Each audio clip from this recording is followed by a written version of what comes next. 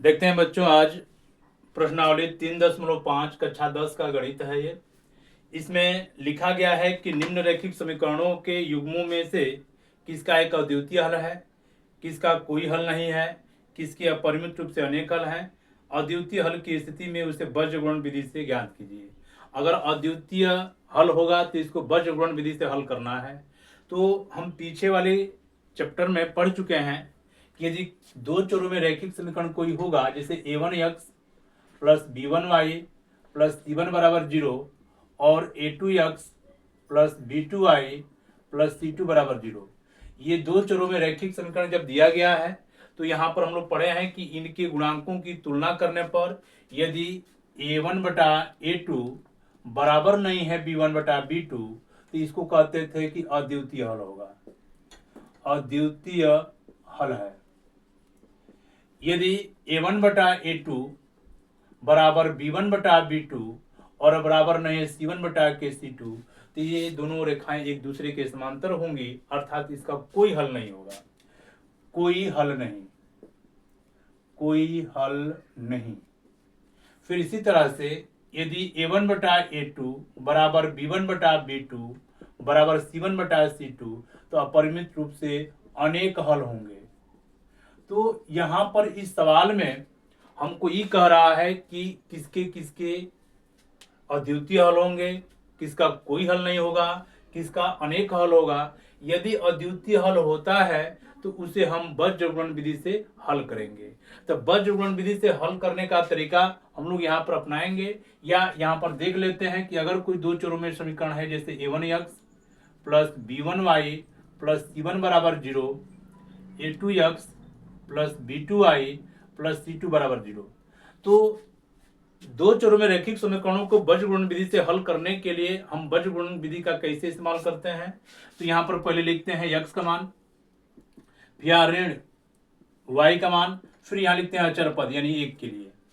जब हमको x का मान ज्ञात करना होता है तो x वाले गुणांकों को हम छुपा लेते हैं, ये एक ट्रिक है, इसको छुपा लेते हैं।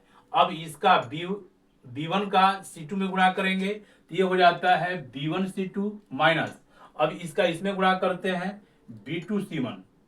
अब यहाँ पर y का जब मान ज्ञात करना होगा तो ये इसको छुपा देंगे, इसका इसमें गुणा होगा a1 c2 minus a2 c1। फिर अचर पद के लिए इसको छुपा लेंगे, इसका इसमें गुणा करेंगे a1 b2 minus a2 b1। तो ये वाला जो आप विधि देख पा रहे हैं इसी को हम लोग कहते हैं वज्र गुणन विधि, इसको कहा जाता है वज्र गुणन विधि। अब यहाँ पर ये जो सवाल हमको दिया गया है पहला का पहला, इसमें हमको देखना है कि यदि यह द्वितीय हल है तभी ये स्थिति लगाना है। तो हम लोग यहाँ पर तुलना करके देखते हैं। हाई a1 है, यहाँ पर एक है a1 a b1 a c1 या a2 a b2 a c2। तो हम लोग लिखेंगे कि a1 की जगह पर 1, b1 की जगह पर -3, c1 की जगह पर -3, a2 की जगह पर 3, b2 की जगह पर -9 और c2 की जगह पर -2। अब इनके गुणांकों की तुलना कर लेते हैं, जैसे a1 बटा a2, यहाँ लिखेंगे a1 की जगह पर 1, a2 की जगह पर 3, b1 की जगह पर -3, ये -9, c1 की जगह पर 3 और c2 की जगह पर -2। अगर यहाँ से कटा लेंगे तो 3 एकम 3, 3 तिली के 9। यहाँ पर देख रहे हैं कि ये बराबर है लेकिन ये बराबर नहीं है, तो यहाँ पर लिख सकते हैं कि a1 बटा के a2 बराबर b1 बटा के b2 बराबर नहीं है c1 बटा के c2। तो ये स्थिति जो देख पा रहे हैं ये इसके लिए है, अतः लिख सकते हैं कि अतः ये युग्म, ये रैखिक समीकरण युग्म, ये रैखिक समीकरण युग्म का, अतः ये रैखिक समीकरण युग्म अपरिमित कोई हल नहीं है, युग्म का कोई हल नहीं है, कोई हल नहीं है, ये इसका आंसर हो जाएगा। ऐसे ही क्यों लिख कर छोड़ देना है। देखते हैं दूसरा वाले सवाल को। देखते हैं दूसरा सवाल में दिया गया है कि 2x प्लस वाई बराबर 5, 3x प्लस 2y बराबर 8। यहां से a1x plus b1y plus c1 के रूप को बदलेंगे तो है ax बी वाई और सी मैंने 5 को इधर लेके आएंगे -5 बराबर 0, उसी तरह से 8 को इधर लेके आएंगे -8 बराबर 0। तुलना कर लेंगे तो ये हो जाएगा ए वन की जगह पर 2, A1 B1 C1, B1 की जगह पर 1 और C1 की जगह पर -5, A2 की जगह पर 3, B2 की जगह पर 2 और C2 की जगह पर -8। अब यहां से इनकी तुलना कर लो तो यहां लिखेंगे A1 की जगह पर 2, A1 बटा के A2, ये B1 बटा के B2 और ये C1 बटा के C2। देखो ये तीनों बराबर नहीं है, तो जब A1 बटा के A2 बराबर नहीं है B1 बटा के B2, ये बराबर नहीं है C1 बटा के C2, तो इसका अद्वितीय हल होगा। तो लिखेंगे कि इसका अद्वितीय हल होगा, अद्वितीय हल। और अद्वितीय हल की स्थिति में इसे वज्र गुणन विधि से हल करना है। तो वज्र गुणन विधि से इसको हल करने के लिए हम लोग यहां पर लिख लेते हैं वज्र गुणन विधि, वज्र गुणन विधि। वज्र गुणन विधि से इस दो चरों में रैखिक समीकरण से हल करेंगे। तो यहां पर लिखेंगे पहले x का मान, फिर ऋण y का मान, फिर अचर पद। पहले या प्लस तब माइनस तब प्लस। x का मान ज्ञात करने के लिए हम x वाले गुणांक को छुपा लेते हैं, ये ट्रिक है, इसको छुपा लेंगे। यहाँ पर 1 का इसमें गुणा कर लेंगे, 1 वाटे 8 -8 हो जाएगा, माइनस। अब इसका इसमें गुणा करेंगे 2 5 10 ऋण 10, तो ऋण और ये ऋण मिलकर के प्लस 10 हो जाएगा। अब y वाले के लिए देखो, y वाले को छुपा लेंगे, इसका इसमें गुणा करेंगे 8 दूना के 16 माइनस, इसका इसमें गुणा करेंगे 3 5 15, तो ये -15 माइनस प्लस 15। अब अचर पद के लिए इसको छुपा लो, इसका इसमें गुणा करेंगे 2 दूनी के 4, अब इसका इसमें गुणा करेंगे 3 एकम 3। अब ये हो जाएगा x बटा के 10 में से 8 घटा देंगे 2, ये माइनस y बटा के 16 में से 15 घटा देंगे -1, और 1 बटा के 4 में से 3 घटा देंगे 1। ये आपस में बराबर हैं, तो हम दो पदों को लेकर के हल करेंगे। लिखेंगे कि यदि x बटा के 2 बराबर मान लेते हैं कि अचर पद 1 बटा के 1 के बराबर है, इसका इसमें त्रिया गुणा करेंगे, इसका इसमें गुणा करेंगे 1x 2 एकम 2, तो x का मान आ जाएगा 2। अगर इसको इसके बराबर लिखते हैं, देखो माइनस माइनस कटा लेंगे तो y बटा के 1 बराबर 1 यदि कर लेंगे यहाँ पर, यदि इसको बराबर मानते हैं, यदि y बटा के 1 बराबर 1, तो ये हो जाएगा y बराबर 1, ये y का मान हो जाएगा, ये x का मान हो जाएगा। ये इसका उत्तर होगा।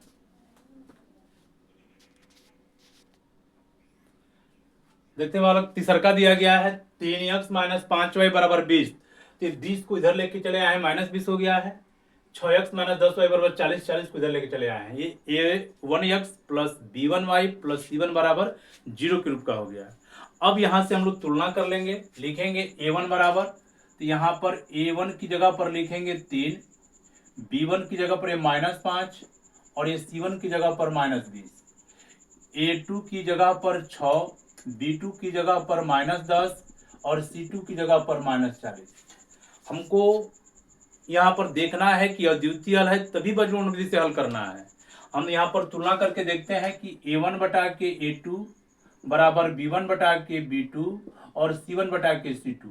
तो a1 की जगह पर 3, a2 की जगह पर 6, b1 की जगह पर -5, b2 की जगह पर 10, c1 की जगह पर -20 और ये -40।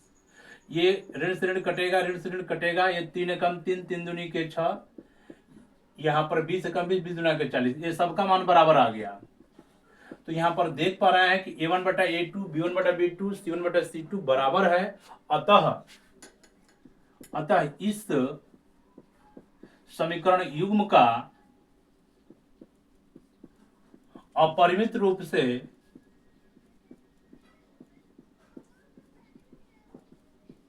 अनेक हल होंगे।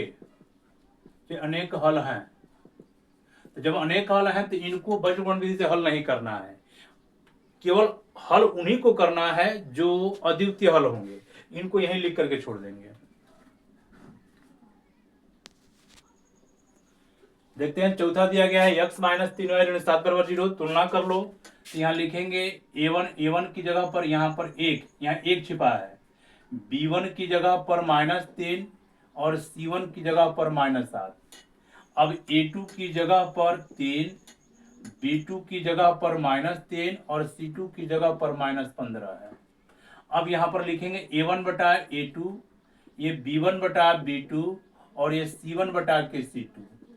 यहाँ से देख पा रहे हैं कि ये 3 से 3 कट जाएगा एक बार में, और ये बराबर नहीं है, तो लिख सकते हैं कि a1 बटा के a2 बराबर b1 बटा के b2 बराबर c1 बटा के c2, ये बराबर नहीं है। तो जब ये बराबर नहीं है तो इस युग्म का इस युग्म का अद्वितीय हल होगा, और अद्वितीय हल की स्थिति में इनको वज्र गुणन विधि से हल करना है। तो लिखेंगे वज्र गुणन विधि से, वज्र गुणन विधि से इनको हल किया जाएगा। तो वज्र गुणन विधि में लिखते हैं एक में चर का मान x का मान, एक में ऋण y का मान और एक में अचर पद। एक के लिए हम लोग x का मान ज्ञात करना होगा, तो x वाले गुणांक को छुपा लेते हैं, यही वाला। तो इसका इसमें गुणा करेंगे तो 15 या 45, ऋण का ऋण में गुणा करेंगे प्लस 45, चिन्ह के साथ गुणा करते हैं माइनस। अब इसका इसमें गुणा करेंगे 7 त्रिक 21, माइनस माइनस गुणा कर लेंगे प्लस 21, और ये पहले से माइनस है तो 21। फिर y का करते हैं तो y वाले को छुपा लेंगे, इसका इसमें गुणा करेंगे 1 है, 1 का 15 में गुणा करेंगे ऋण 15 माइनस। अब इसका इसमें गुणा करेंगे 7 त्रिक 21 माइनस 21, ये प्लस 21 हो जाएगा। अचर पद के लिए इसको छिपाएंगे तो 3 एकम 3 माइनस 3 हो जाएगा, माइनस ऋण 3 का ऋण 3 में गुणा करेंगे माइनस 9, ये पहले से माइनस है तो प्लस 9 हो जाएगा। अब इसको लिखा जाएगा x बटा के 5 में से 1 घटा देंगे 4, 4 में से 2 घटा देंगे 2, ये माइनस y बटा के 15 में से 21 घटा देंगे तो ये 15 6 21 हो जाएगा। ये 1 बटा के 3 में से 9 घटा देंगे तो ये 6 हो जाएगा। ये तीनों पद बराबर हो गए, तो लिखेंगे कि यदि x बटा के 24 बराबर, अगर 1 बटा के 6 तो यह गुणा कर लेंगे तो x बराबर है 24 एकम 24, 24 बटा के 6, 6 चौके 24, तो x का मान आ गया 4। अब इसको लिखते हैं, लिखेंगे यदि ऋण y बटा के 6 बराबर 1 बटा के 6, तो ये 6 का त्रिया गुणा करेंगे तो 6 बटा 6 नहीं, 6 से 6 कट जाएगा, तो y बराबर माइनस का भाग करेंगे -1, ये y का मान हो गया, ये x का मान हो गया, ये इसका उत्तर हो जाएगा। देखते हैं दूसरा दिया गया है। दूसरा का पहला कि a और b के किन मानों के लिए निम्न रैखिक समीकरण युग्म के अपरिमित रूप से अनेक हल होंगे। तो अपरिमित रूप से अनेक हल होने के लिए जानते हैं कि a1 बटा a2 बराबर b1 बटा b2 बराबर c1 बटा c2। तो यहाँ पर इस 7 को इधर लेके आएंगे तो -7 बराबर 0 हो जाएगा, इनको उठा लाएंगे तो माइनस होकर के बराबर 0 हो जाएगा। तो यह a1 है या b1 है या c1 है, यह a2 है या b2 है या c2 है। तो अपरिमित रूप से अनेक हल होने के लिए सवाल दे दिया गया है। तो अपरिमित रूप से अनेक हल के लिए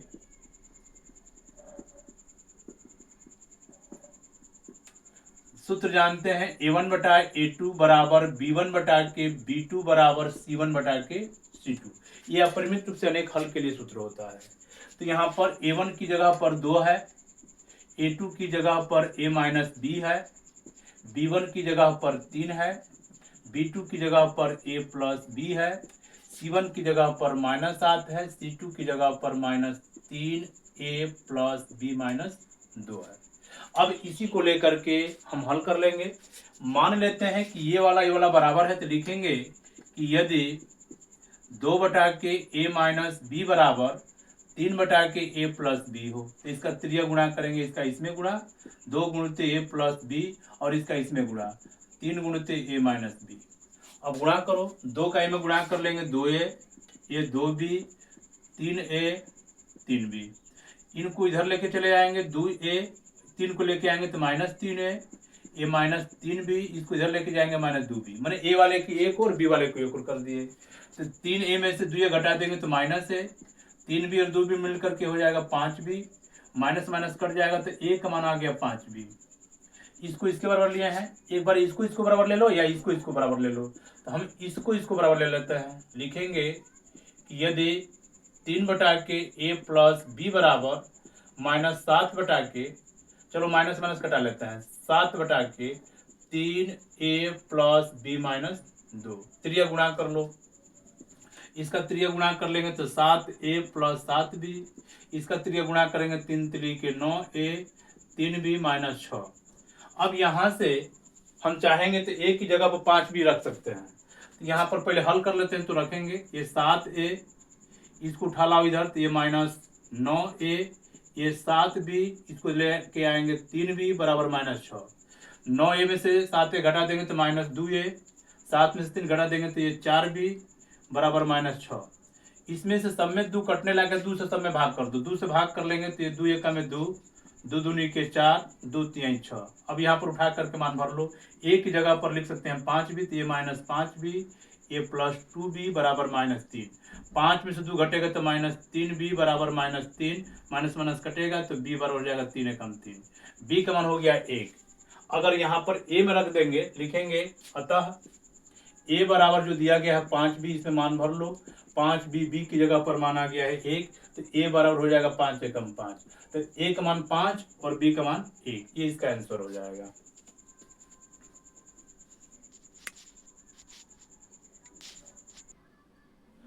देखते हैं दूसरा सवाल में दिया गया है कि k के किस मान के लिए निम्न रैखिक समीकरण युग्म का कोई हल नहीं है।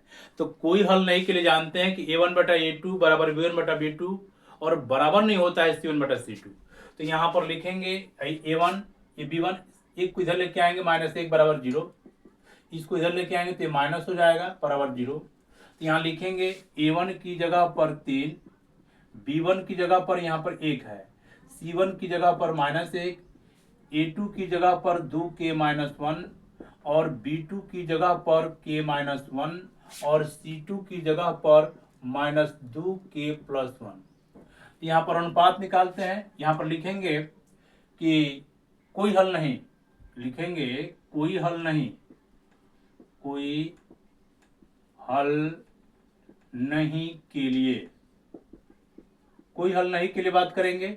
तो कोई हल नहीं के लिए शर्त जानते हैं, a1 बटा के a2 बराबर b1 बटा के b2 और बराबर नहीं होगा c1 बटा के c2।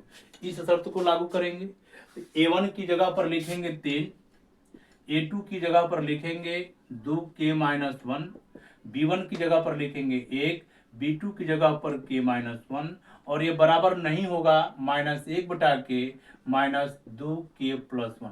तो ये बराबर है, तो इसी को लेकर के हल करेंगे। तो लिखेंगे इसका त्रिय गुणा करेंगे, इसका इसमें गुणा करेंगे, 3 गुणिते k माइनस 1, इसका इसमें गुणा करेंगे तो 2k माइनस 1, 3k माइनस 3 बराबर 2k माइनस 1, इसको उठा लाओ इधर, ये 3k पहले से लेके आएंगे तो ये 2k माइनस 1, 3 को इधर लेके जाएंगे प्लस 3, जब इसको इधर लेके आएंगे तो माइनस, इसको इधर लेके जाएंगे प्लस हो जाएगा, 3k में से 2k घटा देंगे तो ये k, 3 में से घटा देंगे 2, ये k का मान हो जाएगा, यह इसका उत्तर हो जाएगा।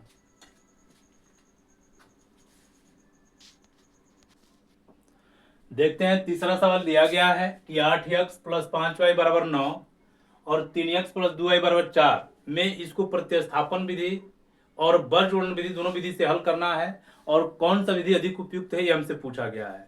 तो बर्जोड़न विधि से और प्रतिस्थापन विधि से दोनों से हल करते हैं। तो प्रतिस्थापन विधि हम इसके पीछे वाले पार्ट में पढ़ चुके हैं, यहाँ पर हम लोग का चैप्टर चल रहा है बर्जोड़न विधि से।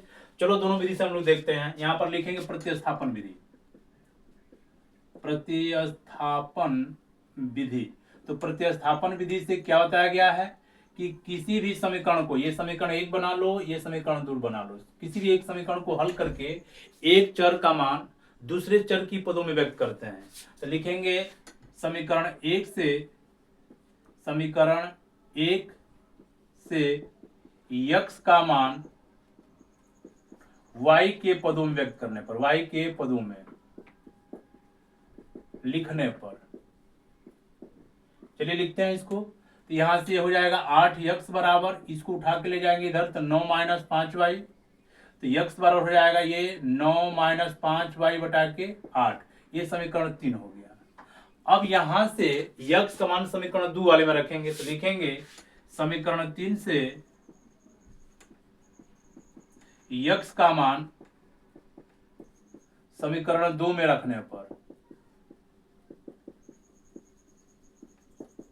चलिए रखते हैं इसमें 3x, तो x की जगह पर लिखा जाएगा 9 माइनस 5y बटा के 8, ये प्लस 2y बराबर 4।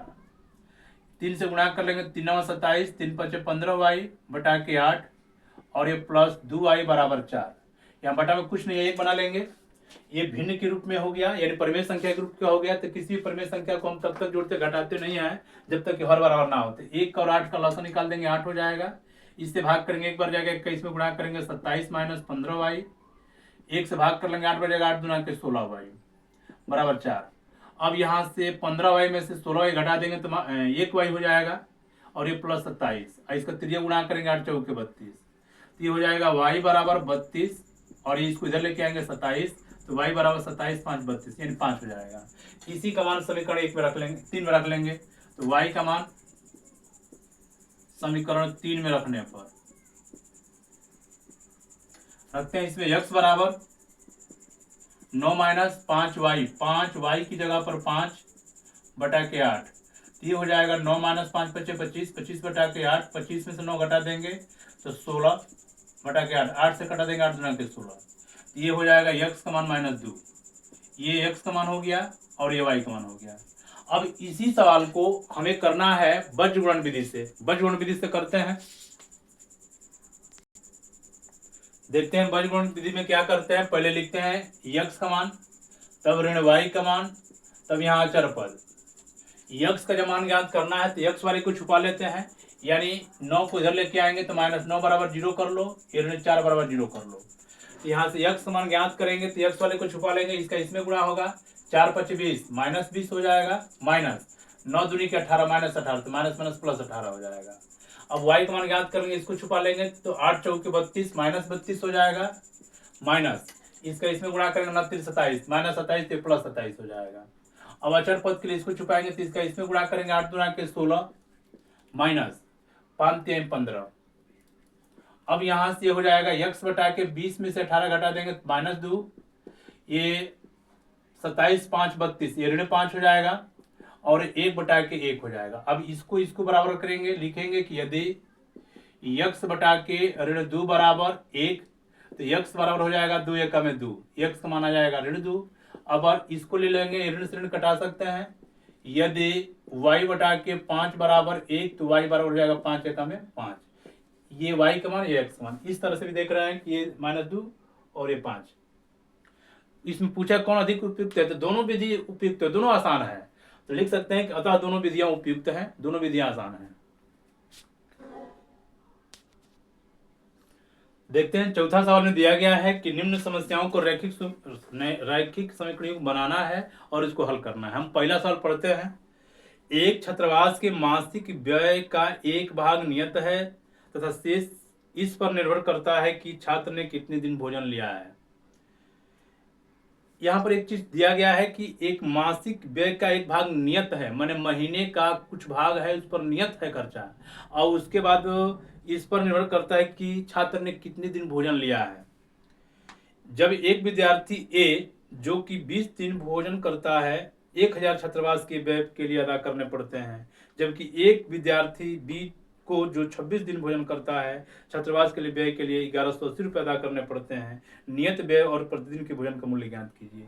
जो हमसे पूछता है उसी को मान लेते हैं। मान लेंगे कि नियत व्यय लिखेंगे, माना कि नियत व्यय, इस शब्द को ध्यान देंगे, जो पूछता है उसी को मानते हैं। लिखेंगे माना नियत व्यय x रुपए व प्रतिदिन भोजन का मूल्य y रुपए है, या लिख सकते हैं प्रतिदिन भोजन पर व्यय y रुपया है। तो इसमें लिखेंगे प्रथम शर्तानुसार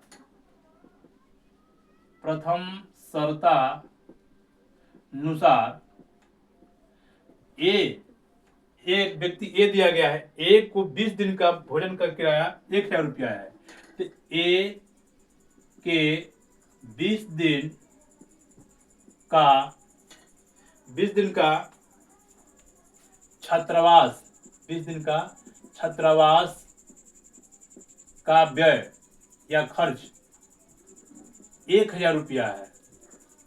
अब ये जो छात्रावास का जो व्यय है, मासिक व्यय नियत है, मैंने एक भाग नियत है, तो नियत पैसा है मान लेते हैं x रुपया, और 1 दिन का किराया है भोजन के लिए y रुपया, तो 20 दिन का किराया हो जाएगा 20 y रुपया, और ये बराबर है 1000। अब ये समीकरण 1 बना लेंगे, लिखेंगे द्वितीय शर्तानुसार, द्वितीय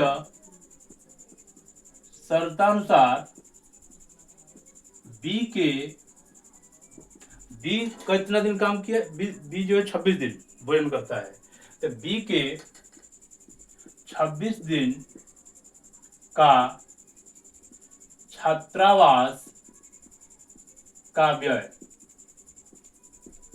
1180 रुपया, ये दिया है 1180 रुपया, 1180 रुपया। तो नियत किराया इसका मालूम है हमको कितना, x रुपया, 1 दिन का y रुपया, तो 26 दिन का 26y बराबर हो जाएगा 1180। ये समीकरण 2 हो गया। समीकरण 1 और 2 को सवाल में ये कह रहा है कि इसको बीजगणितीय विधि से हल कीजिए। अब कैसे करते हैं देखते हैं। इसमें दिया गया है कि किसी भी बीजगणितीय विधि से हल करना है, तो हम पढ़ चुके हैं जैसे विलोपन विधि, प्रतिस्थापन विधि, बीजगुणन विधि, तो हम इसको विलोपन विधि से ही हल कर लेना है क्योंकि इसका गुणांक बराबर है। तो लिखेंगे कि x प्लस 20y बराबर 1000 और ये x प्लस 26y बराबर 1180 लिखेंगे समीकरण 1 में से 2 को घटाने पर। घटाएंगे तो ये माइनस, ये माइनस, ये माइनस, ये प्लस माइनस कटेगा। 26 में से 20 घटा देंगे तो ये 6y हो जाएगा। इसमें से इसको घटा देंगे तो ये 180 हो जाएगा। अब ये ऋण से ऋण कट जाएगा तो y बराबर हो जाएगा 180 बटा के 6, 6 3 18 30 रुपया। तो y बराबर हो गया 30 रुपया, यानी 1 दिन का पर किराया भोजन के लिए 30 रुपया। इसी का मान उठा करके इसमें भर दो, तो x प्लस 20y, y की जगह पर 30 बराबर 1000, तो x प्लस 20 का 30 में गुणा कर लेंगे तो ये 600 हो जाएगा बराबर 1000। तो x बराबर इसको उठा के ले जाएंगे तो 1000 माइनस 600, तो x का मान कितना हो जाएगा 400। तो ये जो नियत किराया है, नियत जो व्यय है वह 400 है और 1 दिन के लिए भोजन का किराया 30 रुपया है।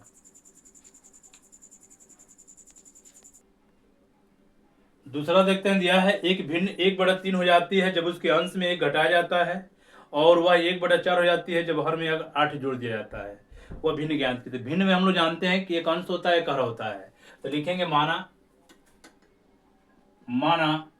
भिन्न का अंश x तथा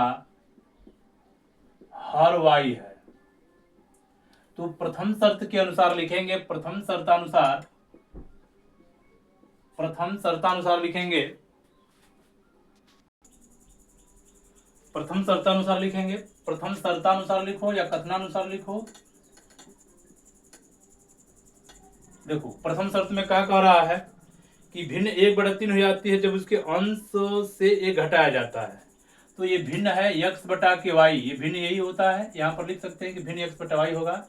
ये 1/3 हो जाती है कब, जब अंश में 1 घटाया जाता है। अंश में से 1 घटाएंगे तो इसका मान 1/3 हो जाता है। अब इसको 2 चर में रैखिक समीकरण बना लेते हैं। इसका त्रिय गुणा करेंगे इसमें तो 3x माइनस 3, इसका त्रिय गुणा कर लेंगे y, ये हो जाएगा 3x, इसको इधर लेके आएंगे माइनस y, 3 को इधर लेके जाएंगे प्लस 3। इनको बना लो समीकरण 1। लिखेंगे द्वितीय शर्तानुसार, द्वितीय शर्त के अनुसार लिखेंगे इसमें क्या कि वह 1/4 हो जाती है जब हर में 8 जोड़ दिया जाता है। ये अंश और हर है, हर में जब 8 जोड़ दिया जाता है तो इसका मान 1/4 हो जाता है। अब इस सवाल को हल करते हैं। ये हो जाएगा 4x, इसका गुणा कर लेंगे y प्लस 8, ये 4x माइनस y बराबर 8, ये समीकरण 2। इसमें किसी भी बीजगणितीय विधि से हल करना है तो हम इसको विलोपन विधि से हल कर लेंगे। 3x माइनस y बराबर 3, ये 4x माइनस y बराबर 8 लिख देंगे विलोपन विधि, घटाने पर लिख दो। ये तो विलोपन विधि है, ये घटा देंगे, ये माइनस, ये प्लस, ये माइनस, ये माइनस प्लस कट जाएगा। 4 में से 3 घटा देंगे माइनस x, 5 8 में से 3 घटा देंगे माइनस 5, तो x का मान हो जाएगा प्लस 5, ये ऋण से ऋण कट जाएगा। यक्स का मान आ गया 5, इसी का मान उठा करके हम समीकरण 1 में रख देते हैं।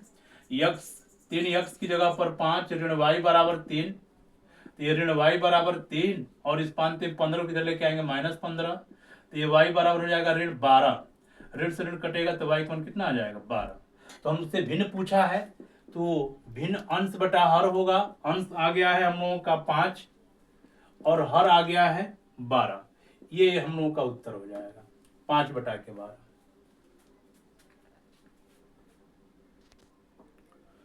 देखते हैं चौथा का तीसरा दिया गया है कि यश ने एक टेस्ट में 40 अंक अर्जित किया। 40 अंक कब पाया कि जब उसे सही उत्तर पर 3 अंक और अशुद्ध उत्तर पर 1 अंक की कटौती की गई। फिर यदि उसे सही उत्तर पर 4 अंक मिलते और अशुद्ध उत्तर पर 2 अंक कटते तो यश 50 अंक अर्जित करता। टेस्ट में कितने प्रश्न थे? तो लिखेंगे कि माना कि सही प्रश्न उत्तर देने की संख्या यक्स और अशुद्ध प्रश्नों के उत्तर देने की संख्या वाई है। मान लेते हैं कि उसमें जो प्रश्न दिया गया है, जो भी प्रश्न है, मान लेते हैं कि इसमें कुछ प्रश्न है तो इसमें कुछ सही उत्तर दिया है और कुछ का दिया गया अशुद्ध। तो यहां पर लिखेंगे माना सही प्रश्नों के उत्तर देने की संख्या यक्स तथा अशुद्ध प्रश्नों के उत्तर देने की संख्या वाई है। तो यहां पर मान लेते हैं कि यक्स प्रश्न सही है और वाई प्रश्न का है गलत है, माने अशुद्ध है। तो यहां पर कुल जो प्रश्न होंगे इनको जोड़ लेंगे तो कुल प्रश्नों की संख्या हो जाएगी। अतः लिखेंगे अतः कुल प्रश्नों की संख्या यक्स अशुद्ध और वाई माने यक्स अशुद्ध वाई अशुद्ध हो जाएगा। ये कुल प्रश्नों की संख्या हो जाएगी। अब इसमें क्या कह रहा है, प्रथम शर्तानुसार लिखेंगे। प्रथम शर्तानुसार सवाल में हमसे दे रहा है कि प्रथम शर्त में दे रहा है कि यश ने 40 अंक अर्जित करते थे, उसे प्रत्येक सही उत्तर पर 3 अंक। तो मान लेते हैं कि कुल जो प्रश्न थे, सही प्रश्न जो थे यक्स थे, तो एक प्रश्न पर 3 अंक मिलता तो यक्स प्रश्नों पर कितना प्रश्न सही उत्तर हो जाएगा, अंक हो जाएगा 3 यक्स। ऐसे समझ लेते हैं। एक सही प्रश्न उत्तर देने पर उसे 3 अंक मिलता तो उसने यक्स प्रश्न सही उत्तर का किया है तो 3 यक्स हो जाएगा। और एक प्रश्न पर वह कटौती हुआ है, एक प्रश्न पर कटौती हुआ है 1 अंक की, तो वाई प्रश्न अशुद्ध है, ये वाई घट जाएगा इसमें से। तो इनके कुल अंकों की संख्या हो जा रही है 40। इनको बना लो समीकरण 1। लिखेंगे द्वितीय शर्तानुसार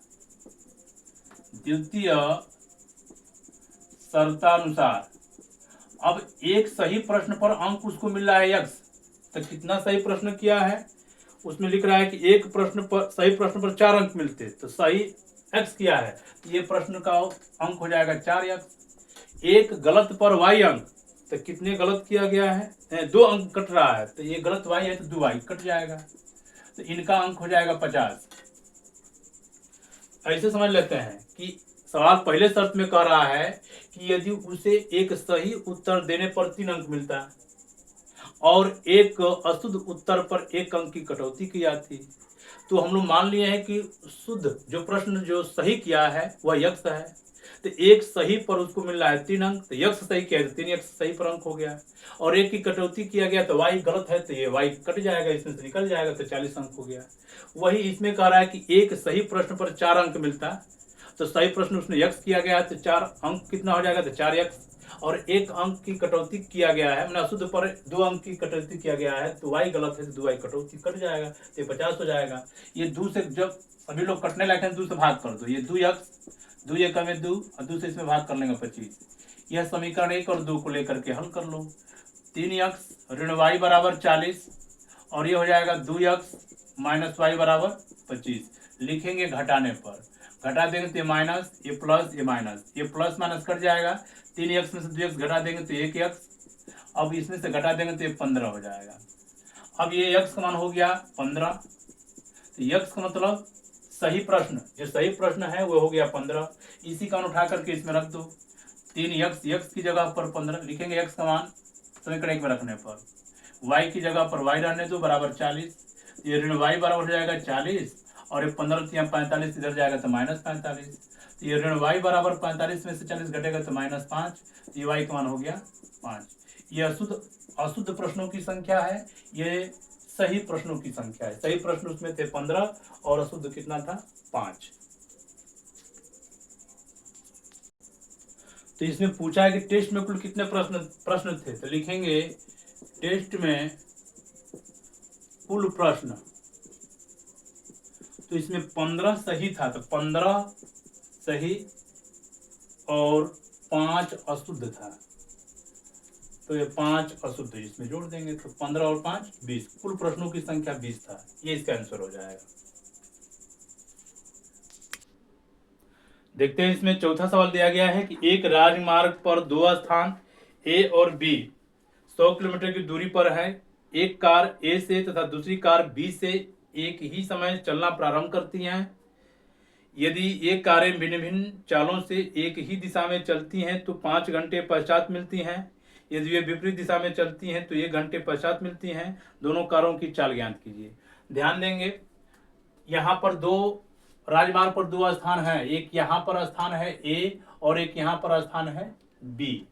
दोनों कारें भिन्न भिन्न चाल से एक ही दिशा में चलती हैं। यदि दोनों कारें मान लेते हैं कि इस दिशा में चल रही हैं, तो इस कार ए के द्वारा और कार बी के द्वारा, यहाँ पर एक कार है, मान लो यहाँ पर एक कार बना लेते हैं, यहाँ पर एक कार है और यहाँ पर एक कार है। ये दोनों कारें एक ही साथ भिन्न भिन्न चालों से एक ही दिशा में चल रही हैं। ये दोनों कारें जब एक ही दिशा में चल रही हैं तो यहाँ पर दोनों 5 घंटे के पश्चात यहाँ पर मिल जा रही हैं। तो ये जो चला होगा इधर और ये चला होगा इधर, तो इसने ये दूरी तय किया होगा, यही इसके बीच की दूरी दिया गया है 100 किलोमीटर। 100 किलोमीटर है, तो ये दूरी चला होगा, ये दूरी, और ये चला होगा इतना दूरी। तो इस दूरी में से अगर इस दूरी को हम लोग घटा देते हैं तो ये 100 आ जाएगा। तो हम लोग यहाँ पर इसी प्रश्न को लिख लेते हैं। इसे मान लेंगे, माना कार ए की चाल x किलोमीटर प्रति घंटा व कार बी की चाल y किलोमीटर प्रति घंटा है। तो प्रथम शर्तानुसार लिखेंगे, प्रथम शर्तानुसार दोनों कारें 5 घंटा, देखो इसमें दिया है कि यदि दोनों कारें भिन्न भिन्न चाल से एक ही दिशा में चलती हैं तो 5 घंटे पश्चात मिलती हैं। तो लिखेंगे 5 घंटे में कार ए द्वारा तय की गई दूरी और बी द्वारा तय की गई दूरी का अंतर कितना हो जाएगा 100। यहां से यहां तक दूरी और यहां से दूरी, दोनों को अगर घटा देंगे 100 आएगा। तो लिखेंगे 5 घंटे में कार ए तथा कार बी द्वारा 5 घंटे में कार ए तथा कार बी द्वारा तय की गई दूरी का अंतर कितना मिल जाएगा 100। क्योंकि 5 घंटा में ये दूरी चलेगा ज्यादा, क्योंकि यह इससे रफ्तार चल रहा है और ये चल रहा है इसमें, तो ये वाला दूरी तय किया इतना और ये वाला दूरी तय किया इतना, तो इतना दूरी में सही दूरिया घटा देंगे तो सही दूरिया बच जाएगा। तो लिखेंगे 5 घंटे में कार द्वारा तय की गई दूरी, 5 घंटे में कार ए द्वारा तथा कार बी द्वारा तय की गई दूरी का अंतर 100। तो दूरी दिया गया, दूरी बराबर होता है, देखो चाल बराबर दूरी बटा समय, तो दूरी बराबर चाल गुणित समय। तो चाल इसका मान है x, कार ए का x, और समय है 5 घंटा, तो ये हो जाएगा 5x। और बी द्वारा, बी वाला चाल है y और समय लगा 5 घंटा, तो ये हो जाएगा 5y, और दोनों का अंतर है 100। 5 से दोनों कटने लगे, 5 से भाग कर लो, 5 से भाग करेंगे 5, ये y, और 5 से भाग करेंगे 5 दूनी की 10, ये समीकरण 1 हो गया। अब लिखेंगे द्वितीय शर्तानुसार, द्वितीय शर्त में समझेंगे। द्वितीय शर्त में क्या दिया गया है? द्वितीय शर्त में ये दे रहा है कि जब दोनों कारें विपरीत दिशा में चलती हैं, ये दिया गया है कि यदि वे कारें विपरीत दिशा में चलती है तो 1 घंटे पश्चात मिलती हैं। यानी ये जो कार है, ये जो कार है, ये जो कार इधर चल रही है और ये कार इधर चल रही है, जब दोनों विपरीत दिशा में चल रही है, माने यहां कहने का मतलब कि ये इधर और ये इधर, तो दोनों चल रहे हैं, तो दोनों 1 घंटे के बाद कहीं मिल जा रही हैं। तो इसके द्वारा तय की गई दूरी और इसके द्वारा तय की गई दूरी कितना हो जाएगा? 100। ये मान लो कि यहाँ पर दोनों तय करके आकर के मिल जा रही हैं, तो इसके द्वारा तय की गई दूरी और इसके द्वारा तय की गई दूरी का जोड़ कितना हो जाएगा? 100। तो लिखेंगे 1 घंटे में कार ए व बी द्वारा तय की गई दूरी का योग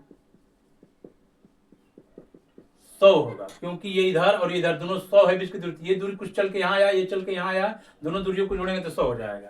तो 1 घंटे में कार्य द्वारा तय की गई दूरी, तो दूरी बराबर होता है दूरी बराबर 4 गुणित समय। 4 x माना है, समय 1 घंटा दिया, तो 1 x हो जाएगा और ये y माना है और 1 y हो जाएगा और इनका जो योग है ये हो जाएगा 100। ये समीकरण 2 हो गया। समीकरण 1 और 2 को लेकर के हल करो। ये हो जाएगा x माइनस वाई बराबर 20, ये हो जाएगा x प्लस वाई बराबर 100। लिखेंगे जोड़ने पर, जब जोड़ देंगे तो ये माइनस प्लस कट जाएगा, x और x 2x, 100 और 20 मिलकर के 120, तो x बराबर हो जाएगा 120 बटा के 2 से भाग कर लेंगे, ये 60, x का माना जाएगा 60। तो ये कार्य की चाल हो गया, तो 60 किलोमीटर प्रति घंटा हो गया। इसी का मान उठा करके इसमें भर लो, पहला वाले में x की जगह पर 60 माइनस वाई बराबर 20, तो ये माइनस वाई बराबर हो जाएगा 20, 60 को इधर लेके जाएंगे माइनस 60, तो ये माइनस वाई बराबर हो जाएगा ये माइनस 40, तो वाई का मान हो जाएगा 40 किलोमीटर प्रति घंटा। माने कार्य की चाल हो जाएगा 60 किलोमीटर प्रति घंटा और इसकी चाल हो जाएगा 40 किलोमीटर प्रति घंटा। देखते हैं इसका चौथा का पांचवा यानी इस चैप्टर का अंतिम सवाल। लिखा है कि एक आयत का क्षेत्रफल 9 वर्ग इकाई कम हो जाता है यदि उसकी लंबाई 5 इकाई कम कर दी जाती है और चौड़ाई 3 इकाई बढ़ा दी जाती है। यदि इस लंबाई को 3 इकाई और चौड़ाई को 2 इकाई बढ़ा दें तो क्षेत्रफल 67 वर्ग इकाई बढ़ जाता है। आयत की विमाएं ज्ञात कीजिए। यानी आयत की लंबाई और चौड़ाई पूछ रहा है, तो लिखेंगे माना आयत की लंबाई